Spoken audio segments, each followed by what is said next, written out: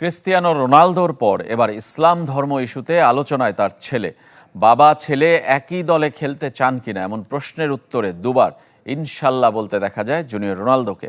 এর আগে রোনালদোর ইসলাম প্রীতির খবর প্রকাশ্যে এনেছিলেন আল নাসরে তার সাবেক সতীর্থ ওয়ালিদ আব্দুল্লাহ।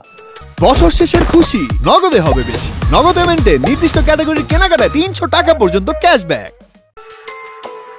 রোনালদোর ইসলাম প্রীতি এখন ফুটবল দুনিয়ার আলোচিত বিষয়। এ মাসের শুরুতে জানিয়ে সাক্ষাৎকারে কথা বলেন সৌদি আরব জাতীয় দল ও আল নাসেরের সাবেক গোলকিপার ওয়ালিদ আব্দুল্লাহ।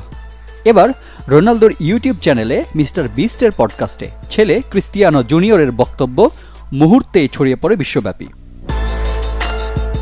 বাবার পথেই হাঁটছে জুনিয়র রোনালদো।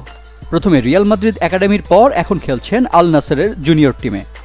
তাই হয়তো মিস্টার বিস্টের মনে প্রশ্ন জেগেছে, বাস্কেটবল কিংবদন্তি লেব্রন জেমস ও তার ছেলের মতো একই দলে খেলার ইচ্ছা আছে কিনা। উত্তরে রোনালদো জুনিয়রকে দুইবার ইনশাআল্লাহ বলতে দেখা যায়। ইনশাআল্লাহর অর্থ মিস্টার বিস্ট না বোঝায় CR7 তাকে বুঝিয়েও দেন, এর মানে আশা করা যায়। শব্দটি ইসলাম ধর্মের পবিত্র গ্রন্থ আল কোরআনে উদ্ধৃত, যার অর্থ ভবিষ্যতের কোনো কাজের আশায় সৃষ্টিকর্তার উপর ভরসা রাখা।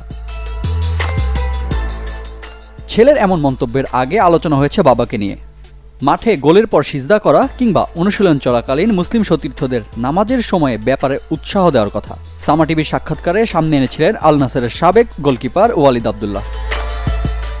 তিনি আরও দাবি করেন ইসলাম ধর্মের খুঁটিনাটি জানার ব্যাপারে আগ্রহী রোনালদো।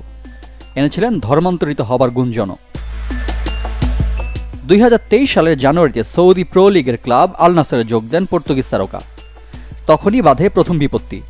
দেশটির শরিয়াহ আইন বিরোধী হবার পরেও বান্ধবীর সাথেই দেশটিতে বসবাস করছেন CR7। সৌদি ক্লাবের হয়ে মাঠের সময়টা ভালোই যাচ্ছে রোনালদোর। করেছেন প্রায় 90-এর কাছাকাছি গোল। ধর্মান্তরিত হবার ঘটনা গুঞ্জন হলেও সৌদি আর ইসলামী সংস্কৃতির সাথে যে ভালোই মানিয়ে নিয়েছে রোনালদো পরিবার তা বলাই যায়। রিফাত হোসেন, চ্যানেল 24।